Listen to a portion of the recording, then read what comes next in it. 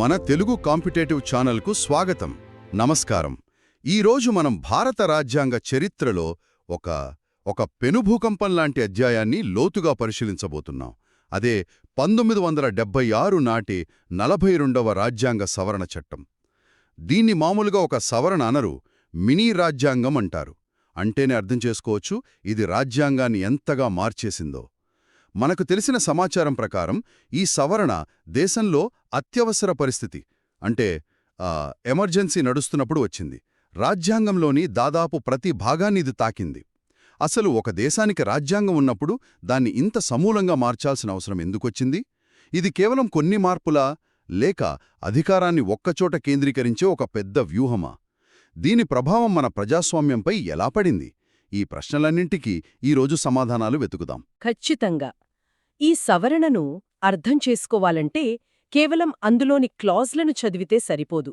దాని వెనుక ఉన్న నాటకీయమైన రాజకీయ, చారిత్రక నేపథ్యాన్ని చూడాలి. ముఖ్యంగా దేశాన్ని నడిపే రెండు అతి పెద్ద వ్యవస్థలు అంటే చట్టాలు చేసే పార్లమెంటు, వాటిని సమీక్షించే న్యాయ వ్యవస్థ. ఆ రెండింటి మధ్య జరిగిన ఒక ఆధిపత్య పోరు యొక్క పర్యావసానమే ఈ సవరణ. ఆసక్తికరంగా ఉంది. ఆధిపత్య పోరు అన్నారు కదా, అసలు కథ ఎక్కడ మొదలైంది? 1976లో అకస్మాత్తుగా ఈ మార్పులు చేయాలని ఎందుకనిపించింది అప్పటి ప్రభుత్వానికి? అసలు కథ ఇక్కడే మొదలవుతుంది. దీనికి 3 ప్రధాన కారణాలున్నాయి. ఒకటి, మీరు చెప్పినట్టే 1975-77 మధ్య కాలంలో దేశంలో విధించిన అత్యవసర పరిస్థితి. అంతర్గత కల్లోలం పేరుతో ప్రభుత్వం పూర్తి అధికారాలను చేతుల్లోకి తీసుకుంది కదా. ఆ సమయంలో తమ అధికారాన్ని రాజ్యాంగబద్ధంగా మరింత పటిష్టం చేసుకోవడానికి ఈ సవరణను ఒక సాధనంగా వాడుకున్నారు. రెండవది, ఈ మార్పుల కోసం ఒక రూపురేఖ సిద్ధం చేయడానికి సర్దార్ స్వర్ణ్ సింగ్ అధ్యక్షతన ఒక కమిటీని వేశారు. ఆ కమిటీ సిఫార్సులే దీనికి ఆధారమన్నమాట. సరే, ఎమర్జెన్సీ, స్వరణ్ సింగ్ కమిటీ.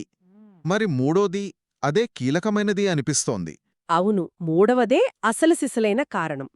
అది 1973 నాటి కేశవానంద భారతి కేసులో సుప్రీంకోర్టు ఇచ్చిన చరిత్రాత్మక తీర్పు. ఆ తీర్పులో సుప్రీంకోర్టు ఒక లక్ష్మణరేఖ గీసింది. ఏమని అంటే, పార్లమెంటుకు రాజ్యాంగాన్ని సవరించే అధికారముంది, కాని దాని ఆత్మను అంటే మౌలిక స్వరూపాన్ని మార్చే అధికారం లేదు అని స్పష్టంగా చెప్పింది. ఒక్క నిమిషం, మౌలిక స్వరూపం లేదా బేసిక్ స్ట్రక్చర్ అంటే ఏమిటి? అది రాజ్యాంగంలో ఎక్కడైనా రాసి ఉందా? మంచి ప్రశ్న. ఆ పదం రాజ్యాంగంలో ఎక్కడా లేదు. దాన్ని సుప్రీంకోర్టే నిర్వచించింది. సింపుల్గా చెప్పాలంటే మన రాజ్యాంగమనే భవనానికి కొన్ని పునాది స్తంభాలుంటాయి. ఉదాహరణకు ప్రజాస్వామ్యం, సమాఖ్య విధానం, లౌకికవాదం, చట్టబద్ధమైన పాలన, వ్యక్తి స్వేచ్ఛ, న్యాయ వ్యవస్థ స్వాతంత్ర్యం ఇలాంటివి. మీరు భవనానికి రంగులు మార్చొచ్చు, గదులు మార్చొచ్చు, కాని ఆ పునాది స్తంభాలను పెకిలించలేరు. అలా చేస్తే భవనమే కూలిపోతుంది. ఖచ్చితంగా. ఆ స్తంభాలనే మౌలిక స్వరూపం అని కోర్టు చెప్పింది. ఏ ప్రభుత్వం కూడా సవరణల పేరుతో వాటిని తొలగించలేదు అని తేల్చి చెప్పింది. అర్థమైంది. అంటే చట్టాలు చేసే తమ అధికారాన్ని కోర్టులు ఎలా ప్రశ్నిస్తాయి అనే అహం దెబ్బతిన్నట్టయింది అప్పటి ప్రభుత్వానికి. సరిగ్గా అదే. అది ఒక పెద్ద సవాలుగా మారింది. అప్పటినుంచి పార్లమెంటు గొప్ప, న్యాయ వ్యవస్థ గొప్ప అనే ఆధిపత్య పోరు మొదలైంది. ఆ పోరులో ఆ లక్ష్మణరేఖను చెరిపేసి పార్లమెంటే సర్వోన్నతం, మేమేది మార్చినా చెల్లుతుంది అని ప్రకటించే ఒక పెద్ద ప్రయత్నమే ఈ 42వ సవరణ. అంటే ఇది కేవలం కొన్ని మార్పుల సమాహారం కాదు, రాజ్యాంగం యొక్క ఆత్మపై జరిగిన ఒక దాడి అని చెప్పవచ్చా? ఈ క్రమంలోనే రాజ్యాంగ పీఠికను కూడా సవరించారు. మన పీఠికను ఇప్పటివరకు ఒక్కసారే సవరించారు, అది ఈ వివాదాస్పద సవరణలోనే. ఇది చాలా ముఖ్యమైన విషయం కదా. అత్యంత ముఖ్యమైన విషయం. పీఠిక అనేది రాజ్యాంగానికి ఒక ముఖచిత్రం లాంటిది. దాని ఆశయాలను, లక్ష్యాలను చెబుతుంది. అలాంటి పీఠికలో 3 కొత్త పదాలను చేర్చారు. సామ్యవాద అంటే సోషలిస్ట్, లౌకిక అంటే సెక్యులర్ మరియు సమగ్రత అంటే ఇంటెగ్రిటీ. దీంతో అప్పటివరకు సార్వభౌమ ప్రజాస్వామ్య గణతంత్ర దేశంగా ఉన్న భారతం సార్వభౌమ సామ్యవాద లౌకిక ప్రజాస్వామ్య గణతంత్ర దేశంగా అధికారికంగా మారింది. కానీ దీనిపైన ఒక విమర్శ ఉంది కదా, రాజ్యాంగ నిర్మాతలు డాక్టర్ అంబేడ్కర్ వంటివారు ఉద్దేశపూర్వకంగానే ఈ పదాలను పీఠికలో చేర్చలేదని అంటారు. ఎందుకంటే వారు దేశంపై ఒక నిర్దిష్ట ఆర్థిక లేదా సామాజిక సిద్ధాంతాన్ని రుద్దాలనుకోలేదు. మరి ఎమర్జెన్సీ సమయంలో వీటిని చేర్చడం వెనుక రాజకీయ ఉద్దేశం ఏమైనా ఉందా? అవును, ఆ వాదన బలంగా ఉంది. ఈ పదాల ఆశయాలు రాజ్యాంగంలో ఆదేశిక సూత్రాల రూపంలో అప్పటికీ ఉన్నాయని, వాటిని ప్రత్యేకంగా పీఠికలో చేర్చడం ద్వారా ప్రభుత్వం తన రాజకీయ సిద్ధాంతానికి రాజ్యాంగ ముద్ర వేస్తోందని విమర్శకులు అన్నారు. అయితే ప్రభుత్వం మాత్రం భారతదేశ సామాజిక ఆర్థిక లక్ష్యాలను మరింత స్పష్టం చేయడానికి ఈ మార్పు చేశామని చెప్పింది. ఏదేమైనా ఈ మార్పు దేశం యొక్క తాత్విక పునాదులను పునర్నిర్వచించే ఒక పెద్ద అడుగు. సరే, దేశం యొక్క తాత్విక పునాదులను మార్చారు, తర్వాత పౌరుల వైపు దృష్టి సారించారు. మనకు ప్రాథమిక హక్కులు రాజ్యాంగం ఇచ్చినప్పట్నుంచి ఉన్నాయి. కానీ హఠాత్తుగా ఈ సవరణ ద్వారా ప్రాథమిక విధులను కొత్తగా చేర్చాల్సిన అవసరం ఎందుకొచ్చింది? ఇది హక్కులను బలహీనపరిచే ప్రయత్నంలో భాగమా, లేక నిజంగా పౌరులలో బాధ్యత పెంచాలనే ఉద్దేశమా? ఇది చాలా తెలివైన ఎత్తుగడగా కొందరు విశ్లేషిస్తారు. అప్పటివరకు రాజ్యాంగం పౌరుల హక్కుల గురించే ఎక్కువగా మాట్లాడింది. పౌరులు హక్కులడుగుతున్నారు, సరే, మరి దేశం పట్ల వారికున్న బాధ్యతలు, విధులు ఏంటి అనే ప్రశ్నను ప్రభుత్వం ముందుకు తెచ్చింది. అందుకే రాజ్యాంగంలో కొత్తగా పార్ట్ 4ఏలో ఆర్టికల్ 51ఏను చేర్చి 10 ప్రాథమిక విధులను ప్రవేశపెట్టారు. రాజ్యాంగాన్ని గౌరవించడం, జాతీయ జెండాను, గీతాన్ని గౌరవించడం, దేశాన్ని రక్షించడం, సోదరభావాన్ని పెంచడం వంటివి ఇందులో ఉన్నాయి. వినడానికి ఇవి మంచివే కదా? దేశభక్తిని, క్రమశిక్షణను పెంపొందించడం మంచిదేగా? మంచివే, కాని వాటిని ప్రవేశపెట్టిన సమయం, సందర్భం వల్ల విమర్శలొచ్చాయి.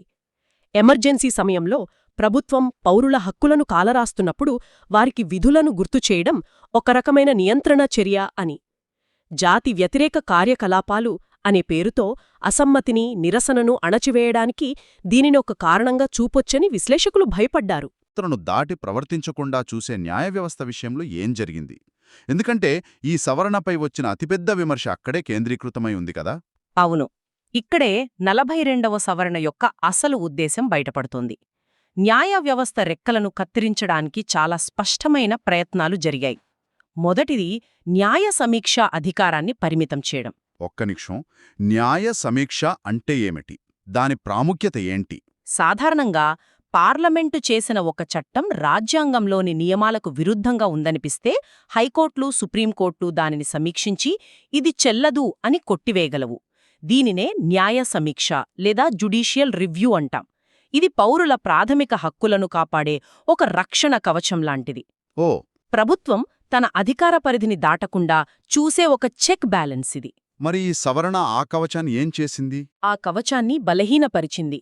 కేంద్ర చట్టాల రాజ్యాంగబద్ధతను సమీక్షించే అధికారాన్ని హైకోర్టుల నుండి తీసేశారు. ఆ అధికారం కేవలం సుప్రీంకోర్టుకు మాత్రమే ఉంటుందని చెప్పారు.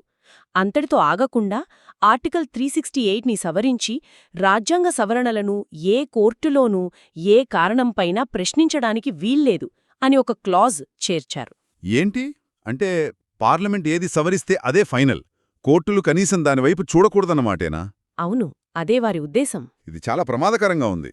అంటే పార్లమెంటుకు అపరిమితమైన అధికారాలు ఇచ్చినట్లే కదా. ఖచ్చితంగా. ఇంకో కీలకమైన మార్పు ఏమిటంటే ఆదేశిక సూత్రాలకు ప్రాథమిక హక్కుల కంటే ఎక్కువ ప్రాధాన్యత ఇవ్వడం. ఆదేశిక సూత్రాలు అంటే ప్రభుత్వం అనుసరించాల్సిన మార్గదర్శకాలు. ఈ సవరణ ప్రకారం ఆ సూత్రాలను అమలు చేయడానికి చేసే చట్టాలు ఒకవేళ ప్రాథమిక హక్కులను, ముఖ్యంగా ఆర్టికల్ 14, ఆర్టికల్ 19 అంటే సమానత్వపు హక్కు, స్వేచ్ఛా హక్కు, అవును, వాటిని ఉల్లంఘించినా కోర్టులో సవాలు చెయ్యలేరు. అంటే ప్రభుత్వ లక్ష్యాల కోసం పౌరుల హక్కులను పక్కన పెట్టవచ్చని చెప్పడమే ఇది. అంటే ఒకవైపు న్యాయ వ్యవస్థను బలహీనపరిచారో, మరోవైపు పార్లమెంటును, కార్యనిర్వాహక వర్గాన్ని సర్వశక్తివంతంగా మార్చారు. మరి మిగిలిన అధికార కేంద్రాలైన రాష్ట్రాల పరిస్థితేంటి? మనది సమాఖ్యదేశం కదా. కేంద్ర రాష్ట్ర సంబంధాలపై దీని ప్రభావం ఎలా ఉంది? ఇక్కడే సమాఖ్య స్ఫూర్తి దెబ్బతిన్నదనే విమర్శ బలంగా వచ్చింది. అధికార కేంద్రీకరణ కేవలం పార్లమెంటుకే పరిమితం కాలేదు, కేంద్ర ప్రభుత్వానికే అపరిమితమైన అధికారాలు కట్టబెట్టే ప్రయత్నం జరిగింది. మొదటిగా లోక్సభ మరియు రాష్ట్ర శాసనసభల పదవీకాలాన్ని 5 ఏళ్ల నుండి 6 ఏళ్లకు పెంచారు. అంటే అప్పటి ప్రభుత్వానికి మరో ఏడాది అదనపు అధికారం దక్కిందనమాట. సరిగ్గా. రాష్ట్రాల అధికారాలను నేరుగా తగ్గించే ప్రయత్నాలు కూడా జరిగాయా? అవును. మన రాజ్యాంగంలో అధికారాలు కేంద్ర, రాష్ట్రాల మధ్య విభజించబడి ఉంటాయి కదా. అవును. కేంద్ర జాబితా, రాష్ట్ర జాబితా, ఉమ్మడి జాబితాను. ఖచ్చితంగా.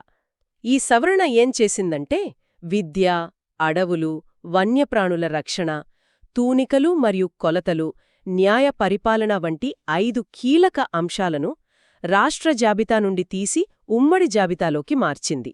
ఓ, దానివల్ల వచ్చే నష్టమేంటి? ఉమ్మడి జాబితాలో ఒకే అంశంపై కేంద్రం, రాష్ట్రం రెండూ చట్టాలు చేస్తే కేంద్ర చట్టానికే ప్రాధాన్యత ఉంటుంది. అలాగా? అంటే ఈ 5 రంగాలలో రాష్ట్రాల స్వయం ప్రతిపత్తి తగ్గిపోయి కేంద్రం జోక్యం విపరీతంగా పెరిగింది. ఇది సమాఖ్య వ్యవస్థకు పెద్ద దెబ్బ. అంతేకాదు, మంత్రిమండలి ఇచ్చే సలహాను రాష్ట్రపతి తప్పనిసరిగా పాటించాలని స్పష్టం చేశారు. దీనితో రాష్ట్రపతి కేవలం రబ్బర్ స్టాంపుగా మారిపోయే ప్రమాదం ఏర్పడింది. ఇవన్నీ వింటుంటే చాలా నిరాశగా ఉంది. న్యాయ వ్యవస్థ అధికారాలు కత్తిరించారు, రాష్ట్రాల హక్కులు తగ్గించారు, పౌరులకు విధులు గుర్తుచేశారు. ప్రజాస్వామ్యం ఈ మార్పులను అంగీకరించిందా? ఇవన్నీ అలాగే ఉండిపోయాయా? అదృష్టవశాత్తు కథ ఇక్కడితో ముగియలేదు. భారత ప్రజాస్వామ్యం యొక్క గొప్పతనం ఇక్కడే కనిపిస్తుంది. 1977లో ఎమర్జెన్సీ తర్వాత జరిగిన ఎన్నికలలో ఇందిరాగాంధీ ప్రభుత్వం ఓడిపోయింది. కొత్తగా వచ్చిన జనతా ప్రభుత్వం ఈ సవరణలోని ప్రజాస్వామ్య వ్యతిరేక అంశాలను తొలగించడమే తమ ప్రథమ కర్తవ్యంగా పెట్టుకుంది. అందుకోసం 1978లో 44వ రాజ్యాంగ సవరణ చట్టాన్ని తీసుకువచ్చింది.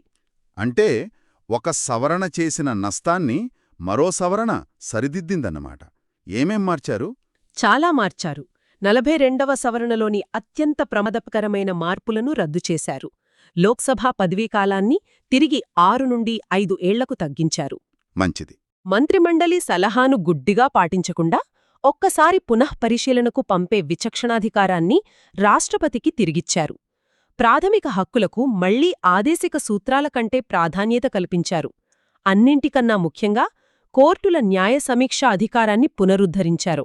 ఆ తర్వాత వచ్చిన మినర్వా మిల్స్ కేసులో సుప్రీంకోర్టు పార్లమెంటుకు రాజ్యాంగాన్ని సవరించే అధికారముంది, కాని దానిని నాశనం చేసే అధికారం లేదు అని మరోసారి స్పష్టం చేసి మౌలిక స్వరూపం సిద్ధాంతాన్ని కాపాడింది. మొత్తం మీద చూస్తే ఈ 42వ సవరణ ఒక అధికార కేంద్రీకరణ ప్రయత్నం. దానిని మన ప్రజాస్వామ్య వ్యవస్థలు ఎదుర్కొని నిలబడ్డాయి. మరి ఈ మొత్తం ఎపిసోడ్ నుండి మనం నేర్చుకోవాల్సిన పాఠమేమిటి? దీని వారసత్వమేమిటి? ఖచ్చితంగా ఇది భారత ప్రజాస్వామ్యానికి ఒక చీకటి అధ్యాయమని, ప్రభుత్వం తన అధికారాన్ని ఎంత నిరంకుశంగా వాడుకోగలదో చెప్పే ఒక హెచ్చరిక అని విమర్శకులు అంటారు.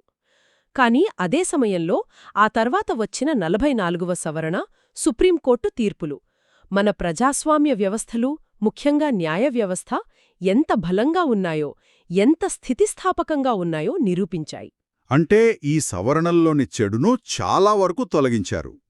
కాని ఇందులో కొన్ని మంచి అంశాలు కూడా మిగిలిపోయాయని అనుకోవచ్చా? ఇది ఆసక్తికరమైన పారాడాక్స్లా ఉంది. అవును, ఇది మనం గమనించాల్సిన విషయం. 42వ సవరణ పూర్తిగా చెడ్డది అని చెప్పలేం. ఉదాహరణకు, మనం ఈరోజు మన రాజ్యాంగ పీఠికలో గర్వంగా చెప్పుకునే సెక్యులర్, సోషలిస్ట్ పదాలు ఈ సవరణ ద్వారా వచ్చినవే. అవును కదా? అలాగే పౌరులుగా మనం పాటించాల్సిన ప్రాథమిక విధులు కూడా ఈ సవరణ ద్వారానే రాజ్యాంగంలో చేర్చబడ్డాయి. పర్యావరణ పరిరక్షణ, అడవుల సంరక్షణ, పేదలకు ఉచిత న్యాయ సహాయం వంటి కొన్ని మంచి ఆదేశిక సూత్రాలు కూడా దీనిద్వారానే వచ్చాయి. చరిత్ర ఎప్పుడూ నలుపు తెలుపుల్లో ఉండదు, ఇలా గ్రే షేడ్స్లో ఉంటుంది. కాబట్టి 42వ సవరణ అనేది కేవలం కొన్ని మార్పుల జాబితా కాదు. అది భారత రాజ్యాంగం యొక్క తత్వాన్ని, అధికారం యొక్క సమతుల్యతను శాశ్వతంగా మార్చే ఒక పెద్ద ప్రయత్నం. దానిని మన ప్రజాస్వామ్య వ్యవస్థలు ఎలా ఎదుర్కొని నిలబడ్డాయో చెప్పే ఒక చారిత్రక పాఠం. సరిగ్గా చెప్పారు. దీనిపై మనందరం ఆలోచించాల్సిన ఒక ముఖ్యమైన ప్రశ్న ఏమిటంటే, రాజ్యాంగం అనేది ప్రజలకు అధికారం ఇవ్వాలా, లేక ప్రభుత్వం చేతిలో ఒక సాధనంగా ఉండాలా? ఈ 42వ మరియు 44వ సవరణల మధ్య జరిగిన ఘర్షణ ఈ ప్రశ్నకు సమాధానం వెతుకుతోంది. ఒక ప్రజాస్వామ్యాన్ని దాని నుండి అదే కాపాడుకోవడానికి అవసరమైన ప్రాథమిక, మార్చలేని ఆ మౌలిక స్వరూపం లాంటి లక్షణాలు ఏమిటి అనే దానిపై ఇది మనల్ని ఆలోచింపజేస్తోంది. చూశారు కదా? ఈరోజు మనం 42వ రాజ్యాంగ సవరణ గురించి ఎంత లోతుగా విశ్లేషించుకున్నామో. ధన్యవాదాలు. మన తెలుగు కాంపిటేటివ్ ఛానల్ను సబ్స్క్రైబ్ చేసుకోండి.